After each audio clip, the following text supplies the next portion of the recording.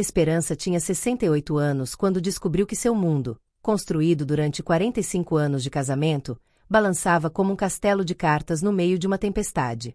Aquela manhã de outubro havia começado como qualquer outra. Preparou café para dois, torradas com geleia de morango caseira que havia feito no verão passado, e esperou que seu marido Eduardo descesse do banho para tomarem café juntos, como faziam todos os dias há mais de 4 décadas. Eduardo, de 70 anos, havia sido seu companheiro de vida, seu confidente, seu melhor amigo e o amor de sua juventude que havia perdurado até o que ela pensava seria sua velhice. Haviam criado 3 filhos juntos, haviam superado crises econômicas, doenças, a morte de seus pais, e todas as provas que a vida pode colocar no caminho de um casal. Esperança acreditava sinceramente que já não havia segredos entre eles, que na idade deles, as surpresas desagradáveis eram coisas do passado. Mas naquela manhã, enquanto Eduardo tomava banho, tocou seu celular que havia deixado sobre a mesa da cozinha. Esperança, sem nenhuma intenção maliciosa, simplesmente para avisá-lo que tinha uma ligação, olhou a tela e viu uma mensagem que gelou seu sangue. Meu amor, ontem à noite foi incrível. Mal posso esperar para te ver de novo esta tarde. Te amo, meu Eduardo. Carmen. O mundo de Esperança parou. Suas mãos começaram a tremer, o café derramou sobre a toalha que ela mesma havia bordado durante as noites de inverno, e sentiu como se alguém tivesse arrancado o ar de seus pulmões. Carmen. Conhecia esse nome.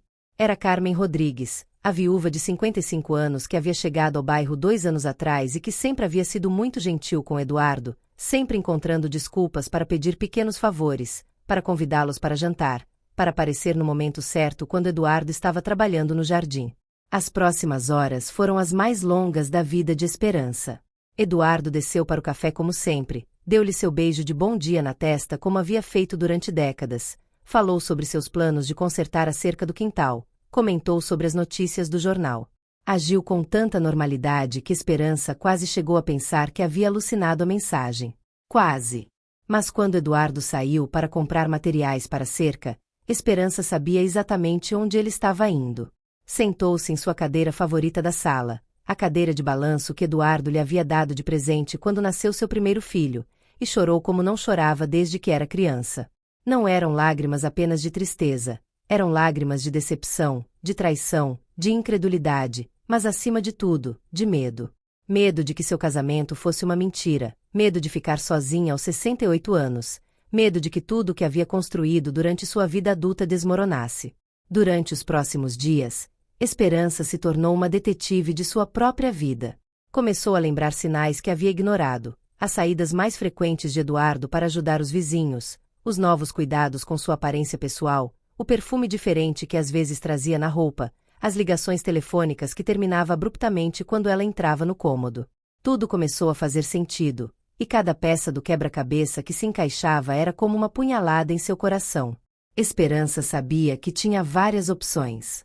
Podia confrontar Eduardo imediatamente, podia procurar um advogado para iniciar um processo de divórcio, podia se vingar tornando público o caso, ou podia fingir que não sabia de nada e viver na negação.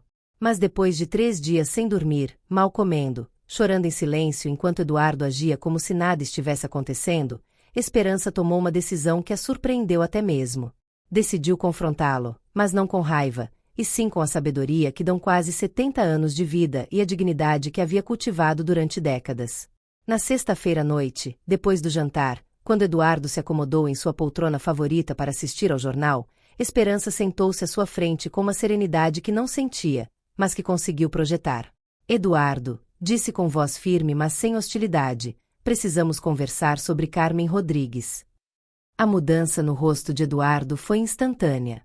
A cor sumiu de seu rosto, quase se engasgou com o gole de café que estava tomando, e seus olhos se encheram de uma mistura de pânico, culpa e surpresa. Esperança, o que você quer dizer? Quero dizer que sei sobre seu relacionamento com ela. Vi a mensagem no seu telefone na segunda de manhã, e desde então estou tentando entender como chegamos a este ponto. Eduardo se levantou da poltrona, começou a andar de um lado para outro da sala, passando as mãos pelo cabelo grisalho de uma maneira que Esperança reconheceu como seu gesto de nervosismo extremo.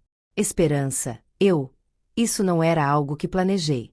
Não era algo que queria que acontecesse. Eu te amo, sempre te amei, você é minha esposa, você é minha vida. Mas também ama Carmen, interrompeu Esperança com uma calma que a surpreendeu. Ou pelo menos, sente algo por ela que te levou a trair 45 anos de casamento. Eduardo parou diante dela, ajoelhou-se ao lado de sua cadeira, e pegou suas mãos com lágrimas nos olhos. Esperança, me perdoa. Por favor, me perdoa. Não sei como explicar o que aconteceu. Carmen chegou quando eu estava me sentindo velho, invisível, como se meus melhores anos tivessem passado. Ela me fazia sentir importante, atraente, como se ainda fosse o homem que fui há 30 anos. Esperança olhou para seu marido, este homem que havia sido seu companheiro durante a maior parte de sua vida adulta, e viu algo que não havia visto antes: vulnerabilidade, medo, insegurança. Viu um homem de 70 anos que estava lutando contra a passagem do tempo, contra a sensação de irrelevância, contra o medo da morte e do esquecimento. E eu o quê, Eduardo? Eu não te fazia sentir importante? Depois de 45 anos juntos, depois de criar filhos, depois de construir uma vida, eu não era suficiente para te fazer sentir valioso? As lágrimas de Eduardo se intensificaram. Não é isso, Esperança. Você é meu lar, minha segurança, minha história. Mas com Carmen me sentia como se estivesse vivendo uma aventura, como se fosse jovem de novo. Sei que parece patético, sei que é uma desculpa terrível, mas é a verdade. Esperança sentiu uma mistura de emoções tão complexa que não sabia como processá-la. Estava furiosa, ferida, decepcionada, mas também, surpreendentemente, sentia compaixão por este homem que via envelhecer todos os dias, que via lutar contra suas próprias limitações físicas, que sabia que se sentia menos útil desde que se aposentou. Eduardo, disse finalmente, o que você fez está errado. Você me traiu, traiu nosso casamento, traiu os votos que fizemos. Mas antes de decidir o que vamos fazer com nosso relacionamento, preciso que me responda uma pergunta com total honestidade. Você quer salvar nosso casamento, ou prefere seguir seu caminho com Carmen? Eduardo a olhou nos olhos com uma intensidade que não via há anos. Quero nos salvar, Esperança. Quero te recuperar. Quero que me perdoe e que encontremos uma maneira de ser felizes juntos de novo. Carmen foi um erro, uma ilusão, uma bobagem de um homem velho que acreditou que podia recuperar sua juventude. Mas você é real, você é minha vida verdadeira. Esperança levou vários dias para processar essa conversa. Conversou com sua irmã mais velha, com sua filha, até considerou falar com um conselheiro matrimonial. Mas no final, a decisão ela tomou sozinha, baseando-se no que seu coração lhe dizia depois de quase 70 anos de experiência de vida. Eduardo, disse numa manhã durante o café da manhã, decidi que quero tentar te perdoar e reconstruir nosso casamento. Mas vai ser nas minhas condições. Eduardo deixou sua xícara de café sobre a mesa e a olhou com esperança e ansiedade. Me diga o que você precisa. Farei qualquer coisa. Primeiro, você termina completamente o relacionamento com Carmen. Você escreve uma mensagem agora mesmo, na minha frente, dizendo a ela que acabou e que não quer ter nenhum contato com ela nunca mais. Segundo, vamos juntos para a terapia matrimonial, porque precisamos de ajuda profissional para entender como chegamos aqui e como podemos evitar que aconteça de novo. Terceiro, você vai me demonstrar com ações, não só com palavras, que valoriza nosso casamento e que me respeita como sua esposa. Eduardo assentiu imediatamente. Tudo o que me pedir, Esperança. Juro que farei tudo. E quarto, continuou Esperança, vamos trabalhar juntos para redescobrir o que nos fez apaixonar um pelo outro há tantos anos, mas também para descobrir quem somos agora, como pessoas mais velhas, e como podemos ser felizes juntos nesta fase de nossas vidas. Os próximos meses foram os mais difíceis e, paradoxalmente, os mais reveladores do casamento de Esperança e Eduardo.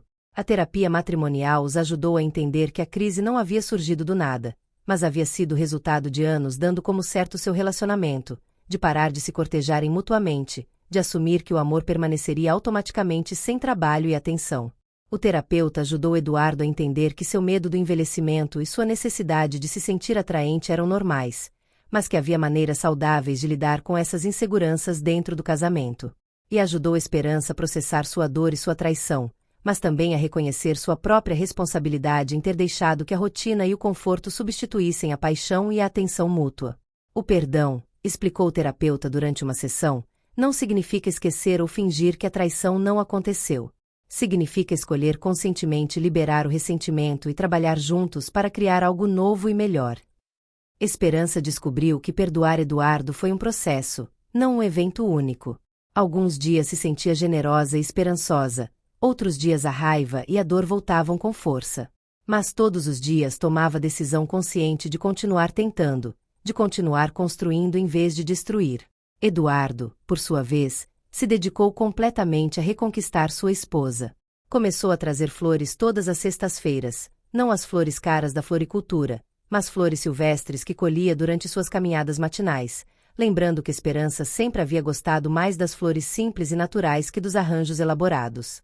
Voltou a escrever bilhetes de amor, algo que não fazia desde quando eram namorados.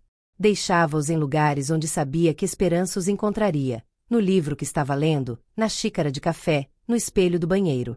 Eram bilhetes simples mas profundos. Obrigado por me dar uma segunda chance.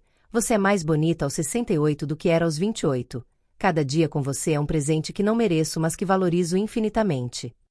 Mas o mais importante foi que Eduardo começou a ver Esperança realmente, não só como a esposa que sempre havia estado lá, mas como a mulher fascinante que havia evoluído durante décadas.